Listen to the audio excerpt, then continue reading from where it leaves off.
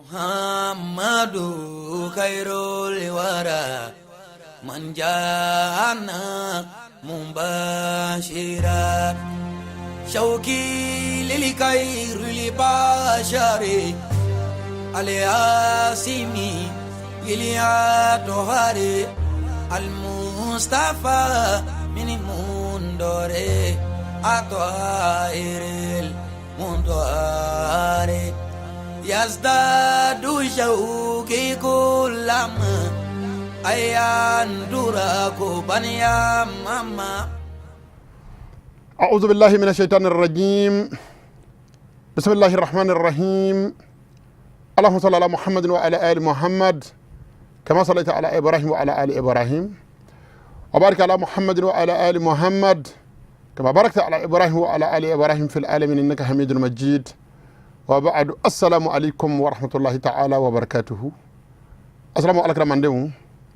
أم تغينا الله سبحانه وتعالى فيك وشيطان تورم ولا سلم من دمنا توفلا أمازيزين الله سبحانه وتعالى تكبركاي كسلك على ربك صلى الله عليه وسلم نمر لامي فولدي السلامة شما أنا مسمامة أخوان المسلمين بل السلام اتقوا الله فيما أمر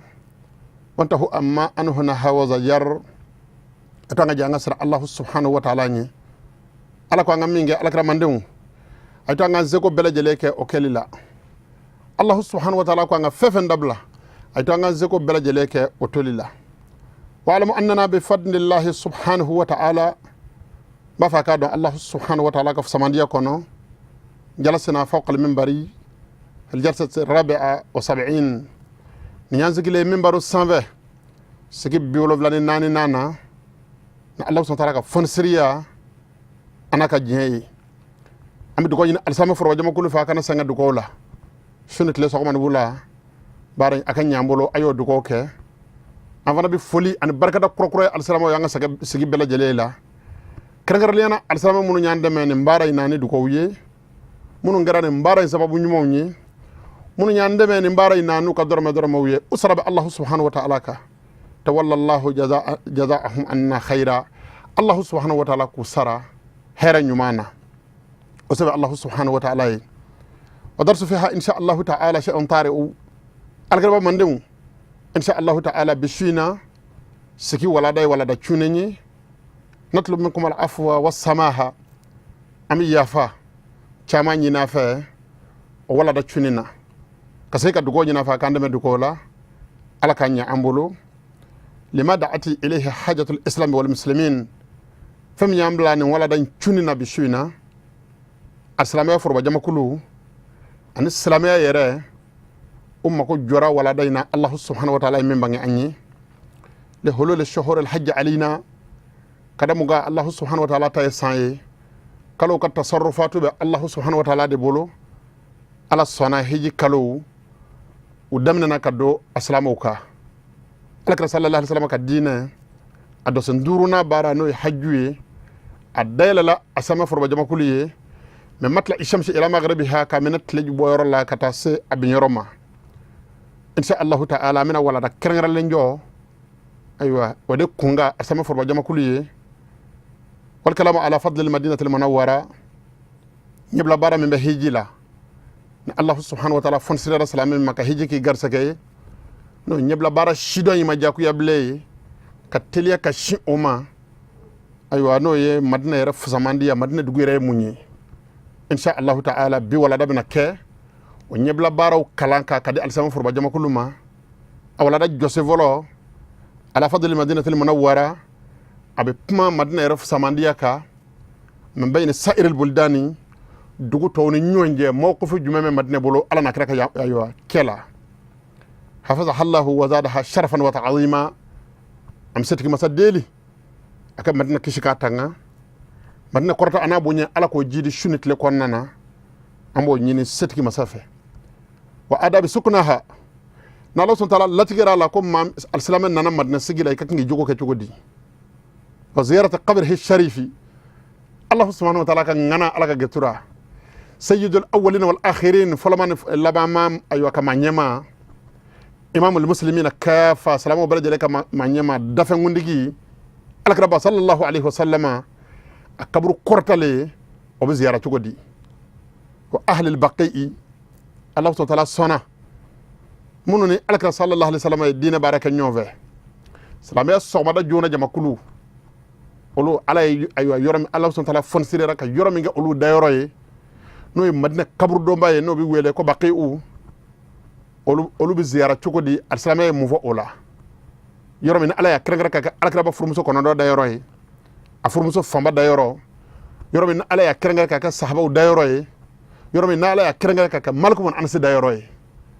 al-salama latiga ala latiga ala salama mana ki nana madina ika kinga munge ka nyeshi oluma ko salati fi masjidihi an seli kiti alakira sallallahu alaihi wasallam kam misri la do madina misri baye salawatullahi wa salamuhu alayhi amajina Allah subhanahu wa ta'ala fe kisi nema chama be ala fe ala ko ka alakira baka wallahu al muwaffiqu lis sawabi ni wala dayi a chaya ana bonye Allah subhanahu wa ta'ala de bisa ka ambe sababa ma ala ambe Allah subhanahu wa ta'ala deli ala ka ambe sababa ma ayo wala dayna alakira mande wala da jose volo fadluha o yimad nafsa mandiya yi innaha madinatur rasulil karim alakira mande mba fa ka don madina alakira sallallahu alaihi wasallam ka dugu bele bade o mul taqal muhajirin wal ansari Allah subhanahu wa ta'ala fon siriyara muhajiruna an ansaru ya ñombe dugu mi ngono ka jeka salama ka markazu folo sigi o de wele ko madina man nakaw wi tomi bla salama tarikhila لا ينصح الإسلام لا ينصح الإسلام والمسلمون أبدا الله سبحانه وتعالى كجينا كفون سريا كنا سلامية أن سلامه تنينه وتومينغو إلى قيام الساعة كذا سيد مقول ده بملك كلمة دومين على كيرا كمان غوانا نيجي ما توالف على كله أكاد تقول كله كأجين دومين على كرب صلى الله عليه وسلم كرا سوكو في ماي الله سبحانه وتعالى أن يشيفا دك مدينة أنا أنصار أيوة مهاجرون ونانا نيوم فولو يدنا ونيا ستو ينغو على كرافه madina ansaru no madina dum ko tiguye olu de tega janka alaka kira kono ko alaka kira on mako biila ni faso ko ati fe bismillah on veya no maganda on da seta onyi anga fangati boli maganga ngani sesra ki yere se madina dugu kono ya mat se ka shitige farla ble ka umbalo neto ba sora mbetara la hara alhamdulillah rabbil alamin ni ko bay madina ko yiminge salamati nyire ni ngo madama ka salamay ci alhamdulillah rabbil alamin السلام عليكم مدينة هي العاصمة الأولى للمسلمين السلام عليكم دعوة فلودو على كرنا كصحابة يدعوا مزكي ومنها شع النور فأشرقت الأرض بنور الهداية الله سبحانه وتعالى صنع السلام النور بيرا دعوا مينغونو ككتلي كجين لابو أفود مكو مدينة وهي دار الهجرة المصطفى على كرنا كتاما دعوا أتامني كبوا فصولا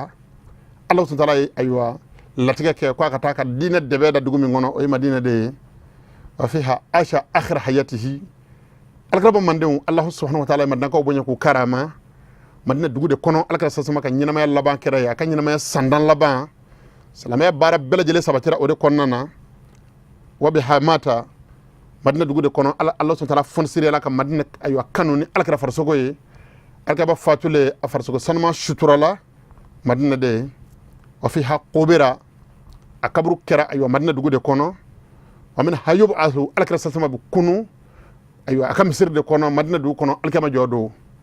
ولا يقطع بمكان قبر أحد من الأنبياء سواه صلى الله عليه وسلم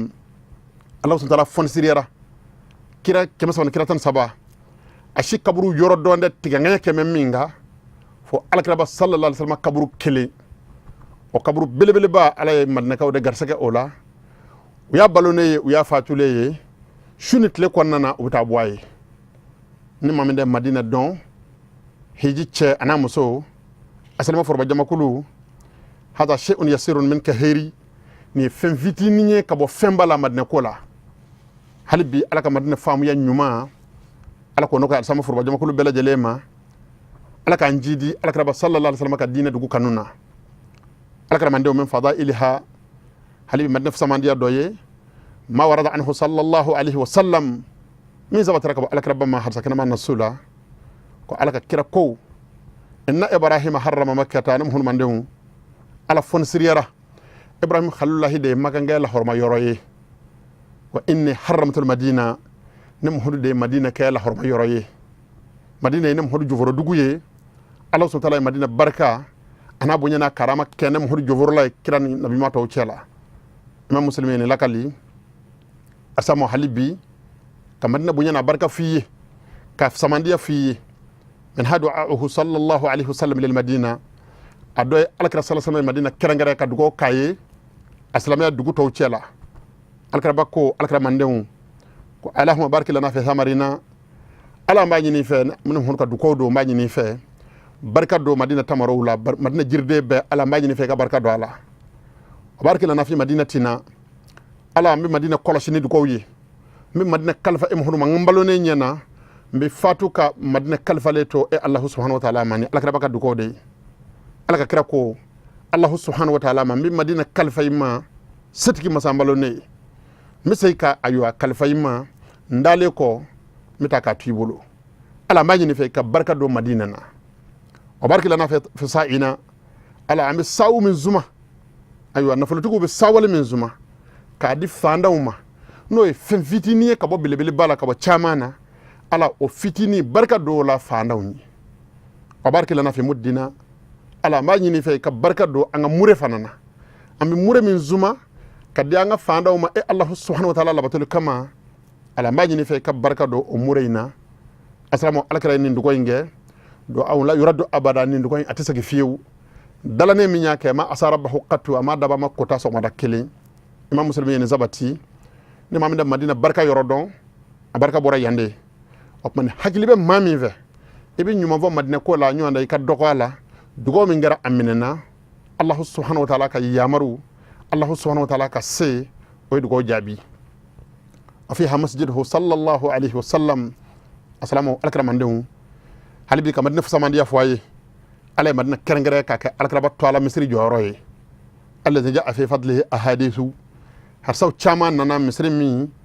am mangutulini afsamandiya la har sabile ba do alakra sallallahu alaihi wasallam ka makan alakra mandewu wala tashuddu rihala illa thalathatu masajida allah subhanahu wa ta'ala ka jon aywa alakra ba mandewu allah subhanahu wa ta'ala ka jon akara kerke da ka yelanga nyame kola akara kerke da ka daba kola ko bita misir do fasa mandiya nyini misir mi ayru fe ko asili baraji ka tia fona kera misir sabaye o kore akara misir shif saya misir ye fona kera misir sabaye al masjidul haramu allah subhanahu wa ta'ala ka allah harama misir mi na ala dina alkraba ne mando ma na misir ka nyishi ama alkaba joma kono na misir be makka o ya nim horka misir bele jele la fasa mandiye o ya fola fola yi ma biseka doni sirikata oma ma biseka ofisa ya misiri towi wa masjidi hadha annam hurka misiri min jole fle madina nenenga sahaba ya jo o yedem hurka misiri flana ye maga misiri ko fale ka fisa ni islamia misiri towi ma biseka ale magien ki nata daka kwa sili baraji ka chane misiri towi wal masjidul al aqsa an yoroja misiri no e betul muqaddas misiri ma biseka fana magien abaraji chaya kama alkara mando nene mbana التفاضل بين سائر المساجد حرام كف سمانديا دو مسيري تونو نيونجا او حرامنا مي سانغانزو ني كاروبا سان فا دوكما ني كلمو با كونو ان مي ني بوكسو ني ايوا جيري دي كما كابيلي ني كارا دي كما كابيلي ابل جلي بدرجه كلنا alaka kraka puma koray ni muttafaqun alayhi imam bukhari en lakali muslim fala ya lakali alaka mando alaka ba ko kokora halibi kaka misrif samandiya jirana ko salatun fi masjidi hadha nem honu mando selwati kele selili nem honu kan misri ngono no madina misriye khairun min alf salatin fi ma siwahu o heraka bo katama selwati bakelen zellika misri wera kono min madina misriye illa al masjid al harama funa kira al harama misri min be makka salamiya misri ba be makka alkaba ba kono o dama de selwati baraji ka chani madina misri selwati muttafaqun alayhi imam bukhari en lakali muslim fanayn lakali alkara mandewu assalamu kerengara lena allah subhanahu wa ta'ala fonsirera munu maka hijilati ko ma munu labene do nuba fagata nyebla bara e minyeni yo do nye photo ay ayatlo majo aka hagil sabako rasigi don sinabo ko bengana don sinabo ko makana yundabu wa muraghabun fihi akan nedo kan gila yerala lil hajj an yusalli fi masjidihi 40 salata nyinnedo hijidefe aka cesrina alay wati fere abulo aka jija ka serwati bina ne seli alakira sallallahu ka misri kono li hadithan rawahu ahmadu adallu hadisa ahmad bin hanbali hadisa min lakali fi masnadihi aka masnadu kono an anas ko min naka anasuma an nabiyyi sallallahu alaihi wasallam qasaba taraka alakira bamma kishin nama alaka kiraka annahu qal ko alaka kirako man salla fi masjidi 40 salata nim hulu mandew ni mam zira ka chesri ka selwati bina ni seli ka tugunyona nim hulu sama ka misri kono la tafutuhu salatu selwati shikana da okore akasa menyona kutiba lahu bara'atun minan nari Allah subhanahu wa ta'ala ba yamardim sabana melaka uma ku ka saboti ka gafela kwale ala ya farama kwati do janama nable o to ko kele do wana jatun minal azabi Allah subhanahu wa ta'ala bi yamardim melaka uma ku ka sabaka gafela kwale Allah subhanahu wa ta'ala ya farama kwa ya kishi ka banyanga tama nasabini ka gafela alkramandu alkramandu nasabara mauma ka gafela kwa Allah subhanahu wa ta'ala ko kwa ayi kishi ka banyanga tama o bidamine kamene sakratul mautila la harako damine yoro bidamine kamene yi kata kabru konnana kata alkema jodo keneka kana saratu sanve o tigala ma sigero be ke aljina konnaye na Allah subhanahu wa ta'ala no ko ya mauma ma Allah febe dima ya rabbi alaka no ko ya anambal assalamu bela jele wa bar aminan nifaqi alkrabako ko far rabbina nin zelli alim hurka misirla o barka kama o baraji kama ko Allah subhanahu wa ta'ala bi yamarde melaka ma ku ka sabati ga gafela ko be talla harasa tiga nafige bile o koray atigala ma kishira nafigu kanyanga tama alhamdulillah rabbil alamin ni hadisa ahmad bin hanbali ya sama aka aywa masnadu kono hadisani fi sanadihi kalamu am alafo ga barkada karamo ko munu nya angala ladiru do wuye ladire ya fani nan kuma na dina na yoro kadanye anya mingala mo dama defo ande fenvara ka wande tabulo la pasa minye chen ya mo da nyini kadim hunu mandema wuya jira na kon hadisan ko allakalli sira mamunu nya hadisa lakali ko pmabe aywa o mo kunga ko madobe o mowla mamye ma la fulenyi ko yato hadisan welela ko hadisa la fule aywa hadisan aywa ko barat saka kenayi wajibiya barawla bara mun ye ngeli jaku ya ble alislamiyya la daluti joni hadisan yi o yorola illa annahu yustadalu bihi fi ba'd bi fada'il al-a'mali nafsamandiya baraw hadisa mi ka dalu jo o yorola ninde ulama urasikhuna ko famuye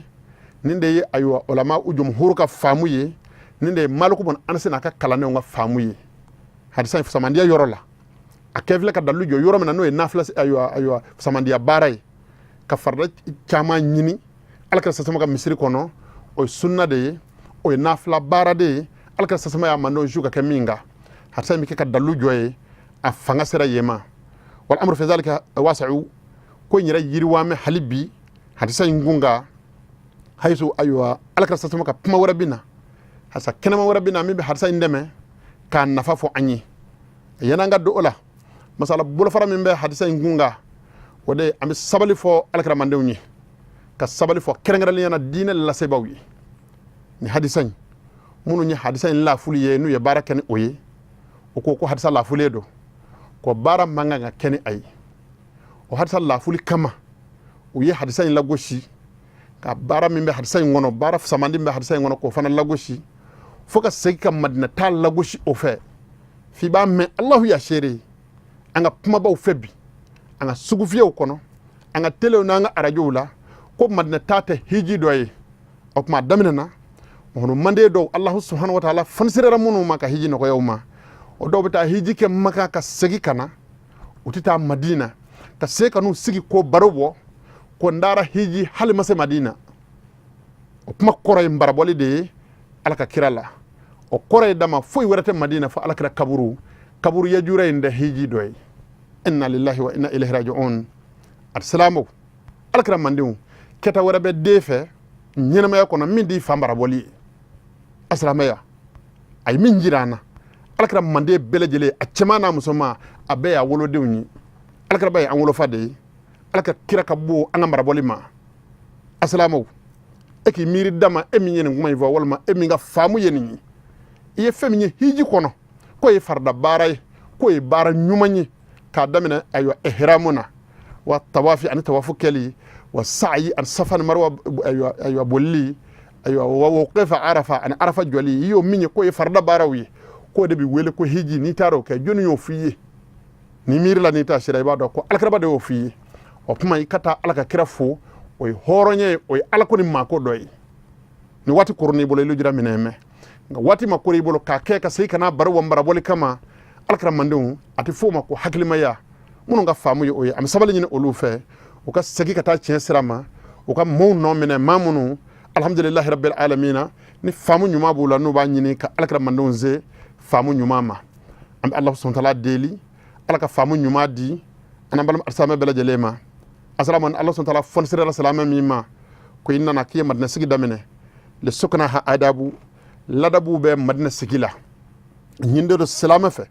akake aywa madna sigi wati konnana an yakuna harisan ala khisal al khairi akake aywa maye mami mago be hera barakalila ka chaya madna sigi konnana min zikri wurdu kalila khususan qira'at al qur'ani kerengraliana aka qur'an kalan ka chaya wa an yasal bal ma'asi aka yurajin ala kutala la alla yata'arrad al la'na allati thabata anhu fi qawlihi sallallahu alayhi wasallam akana yele alakra ka danganika alakra bakale ka madina jo nasekoy ay dugo ke ka dugu jo ka dugu kalfa alama ka soroka siza ke ka dugu inkuli ni dangani ako al madinatu haramu madina dugu ye ayu al harama yoroye faman ahdatha fiha hadatha ni mami shindi ko da shindi akono aw awa muhadatha wal ma ay konno gole do sigi senga madina kono fa alayhi la'natullahi alaka dangabe otigila maka wal malaikati malaka ko dangabe otigika wan nasa ajma'in buna hadama de beka dangabe otigika la yuqbal minhu yawm al-qiyamati adlun wala sarfu alati barashiya shimine otigina ma bolo alkema jodo kenaka atin nafla baramina bolo wati wajibi baramina bolo bukhari lakali muslim ya lakali ni mamin hadsan famu kanye bisira hejidon atato flata min ayakil to ayarla madna tatlo nga yoroy madna sigi sebe ko yetlo taala ya hakil to ayarla ay baro langolo nga dabla ay wati cien dabla ay se annata wala me ala deli alaka honu mande undeme nata dama temene mi alaka mande ndatugubi fonna fulo ko de kera jela boye o de yangana nyefe ko fusa ka tame fin beka fambe ta to jago fenzan jago fe nyumo nyoro nyinini fen dadumo nyoro doni fo wati bitaka anda am ala deli alaka hakil mandi honu mande ma assalamu ko fa labaye minye wati na chogo anda fe ka bo pumana fiu fa ngam minde ayo alaka mande ma wada ziyaratu qabrihi sallallahu alayhi wasallam nalo so telefon siriyari ma ko aywa innana aywa madna sigila idi sugun ka dulu alakra bakaburula assalamu alaykum ni ka dine chenye ko alakra sallallahu alayhi wasallam kanu ye labo ibi korto ka doni bilali koro ka tinya da kotigi dale ka dayorola ma asahibaihi takafo ajenyo nga flama abagri sidiki min gar alakra fena ma java wa Umar ibn al-Khattabi an Umar ibn al-Khattabi amirul mu'minin min gar al-akraba fa na ma jaba al-fariq bayna al-haqq wal batil min chene ngalotige nunu ami dugo ke uye kafar al-akraba ka ambu demo ka jarabila yan saya ka se amma Allah subhanahu wa ta'ala latigara la alaka kedo al-akraba taraka ka dina nyemaya to shura bayna al-muslimin salamu nu nyonje ku ka nyonva mu ala kodo de ya abla ola bar saba ya do kunu ya sama yor chugo titana yoroshi fu ala latiga minge wasalamu farla nyonga ka abagri sidigi ke alakra baka man aywa dina nyemayi alakra fatule ko abagri sidigi tato ya doko umar be sedoni ngoro ay salamu shawra ka salamu hakili nyini ka ko inde umar mun khatabi ma nandlo be puma dowla oluma mimbu haketche mi nu hakena manga ambi hakili nyumande o jama kuluma o ga sabali bona dama de radda ka dogay fani baka kelela kuma te alakra sama ka sahaba uma anga dogo ka kelela anda ka doko ala min nyine do anva al imsaku amma shajara bainahum min demana onu nyonja anga anda wala ni tara hijila na Allah subhanahu wa ta'ala yalla tike ki don alakra ka misri kono shi alaka geturama ta folidi am adayarola ka folidi ajinyan zanma munu na Allah subhanahu wa ta'ala oluke aywa adayo aywa adanyonyi folidi olu fanama ditugo nyumana ika dugo ke alakra sallallahu alaihi wasallam ni aslama shubbele jele ika dugo ka abakri sidiki kerengara lenyana kafar alakrabba ka dugo ka umar bin khattab ye kerengara lenyana kafar alakrabba ni abakri sidiki ka salamu kele kofe uka wati na chuko kama alakra mandeu wallahi alhamdulillah rabbil alamin no wati ku nyamvere mako ben na foka yerke kosebe ka dalujo akokoro don shedo ya sabati anyi ko alakra sama kabru ziyarali ko en akada bihil ijma o ijma sirlani ay don ba munu nya fo minhu al-qadi iyadu afobaw doy wa minhum an-nawawi imam an-nawawi fana afobaw doy mani manani neke ya kala kra kabru ayo ziyara li ko ke kullago shilenyi bolo ko ke kofiyama yi bolo dala kwati la mama sababa fiye ami dugo ke alaka hakili nyuma de enolu bela jelema assalamu ay tugu sababa chewla ay tugu mawla munu be sababa don nu ye sababa kala uba shidon alhamdulillah rabbil alamin wa kuma moye allah subhanahu wa ta'ala jati kama alaka famu nyuma di anambal arsama bela jelema korfa la baye min allah subhanahu wa ta'ala ka yamar kono don shidamo ye ayo baro ngurni mbo alaka ka kabru ziyara le ko kunga baro mini arsama bela jelena famu ka korfa da che assalamu tamatta'u bi hadhihi alqissa ayada munin kisani ni badiya kono larabu do de don ku nyal labo alaka wala getura kundo alaka sama nyena fi kumbala abalonani oye ka se aywa allah ta'ala latika doma ala na fonsriya makka hiji latika amma ka hiji sen ko ayi alaka getura nana kana hiji baraw konna nana madna sigila ja annabi sallallahu alaihi wasallam zaira anan alaka bakabru fu ajole alaka kabru ka sallama alaihi salaman hasana ay fulu nyumanga alaka baka wada alahu du'a an jamila ay duko nyumanga alaka bay ako alaka ma ko ya khayra rusuli alaka kira wala fasamandi inna allaha anzala alayka kitabahu ala imhur kerengere kaka kitabu jingi ika wa qala wa qawluhu alhaq ala mana waye chenfo allah ta'ala ko walau annahum azlamu anfusahum alaka ba fi mando nyokon ala makando ni alsalamu yu yara kun tonyo nen ala kotaliye ja'uka fastaghfirullah nunan imhuduma kana yafanyine imhudu fe ka yafanyine na ala fe wastaghfara lahum ar-rasul alaka kira yafanyine aywa na ala fe o jama kuluye la wajadullah tawwaban rahima o be ala soro alaka mako katube mina wa hinemula akopuma alaka kira qad ataytukum astaghfira ne badiya kono la rabuye alaka kira nani ma nana yafa deli min zunubi kabonga jurmu bela jelela musashfi'a mbani ni fe ike zurral do ike anyin ala fe nga farika sonal do jama kuluka musashfi'an bika ila rabbika fiha mbani ni fe nga fara eka sonal do jama kuluka ala ko ka sababu ye ke mbonjuru mona wa huwa munjizun ma wa'ada ay laydu min qur'an ayina ata laydu cien ala ka bo ma ba dafa mamna nayni makan zanma nu wa masadu sula nyeji jingina akashile ay jo ala kra kabru ka pamna nabi na kodo ay betu sabake ka alkara majamu wallahi alkara bano kaka jeli ngarat se ka fo na flotigi alka getura ko ako ya khayra man dufinat fi turbi a'dhamuhu la ako alka dafin bela jeli laf samandi mini akolo dokora aywa bugri koro fataba min tibi hina alqa wal akamu kolo nun dona aywa bugri ni nyonje bugri sanu soroni o kolo nunum barkaye anta nabiyyu alladhi turja shafa'atuhu alaka nabi manye mabi jiginye mabi jigida minga surral do kalkema jodo kenaka jigiya mabi jigida minga alkema jodo geleya chela inda sirati idha ma zallat alqadamu siratu sanve pamina ni salamu se chenana an jigibi daga dulo damadela alaka kira nafs alfida'u li qabrin anta sakinuhu ni envarkolo ni an envarkolo nyake ka emhur kabru kuma bo ni puma arabkana ni puma fotugo bela nyumaye ako fihi al-ifafu wa fihi al-judu wal karamu wallahi subhanallahi chawkuma dugma kolo ka arifuna kuma dugma kolo ka munu ba alakra don ni ma jole ko ne kwa be fen vitini mo alakra aywa mangutul alakra kadarala adon ko ndebe amhuru mande beni ko aywa kodom ni ndebe amhuru mande bela jele la kodom baliya biso mena mamna nayi ni ma nyuma fo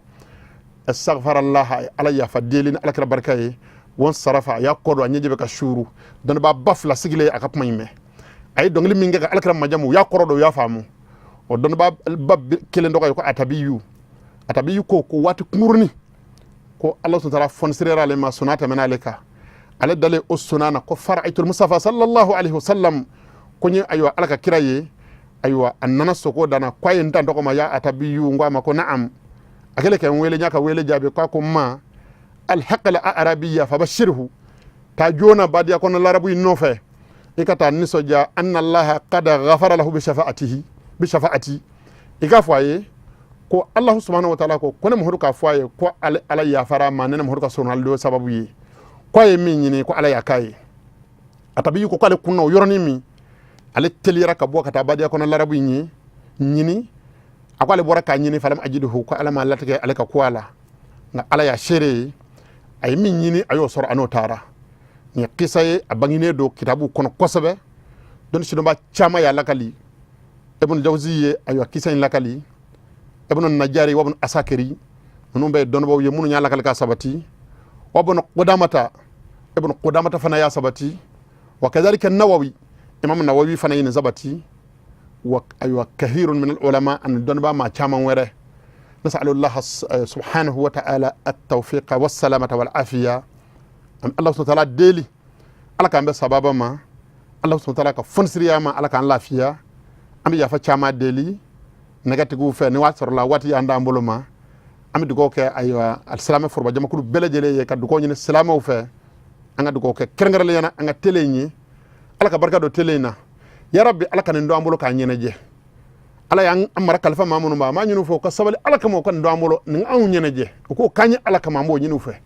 insha Allah ta'ala ala ben ndo ambolo insha Allah ya rabbi ala ne telenyi res aywa sigibaw barka ala no kam manyama ambela jelefa anangara mako الشيخ شرف رمضان هيدرا المشار بين الرجال إليه بالبنان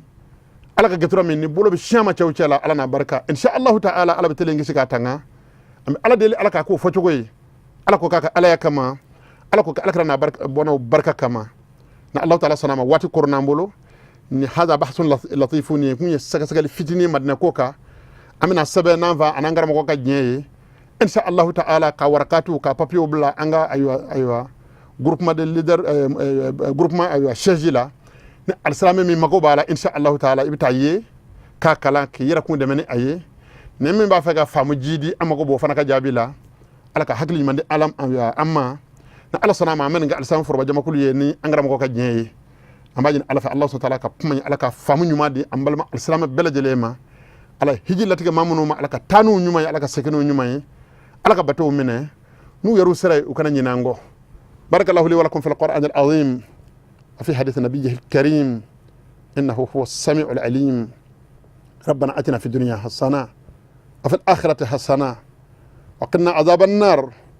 سبحان ربك رب العزة عما يصفون والسلام على المرسلين والحمد لله رب العالمين محمد خير الورى من جاءنا مباشرا شوقي للخير لبشر الياسمي يلياتهر المصطفى من مندور أطهر المنطهر يزداد شوقي كلما أيان دراك بنيا ماما